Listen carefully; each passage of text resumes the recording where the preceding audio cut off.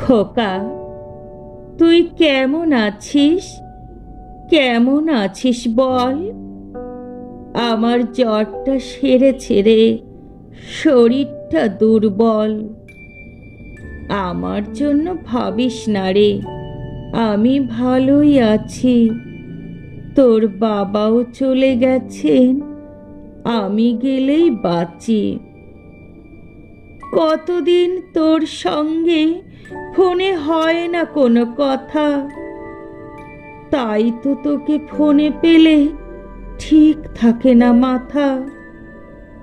আমায় কবে নিয়ে যাবি?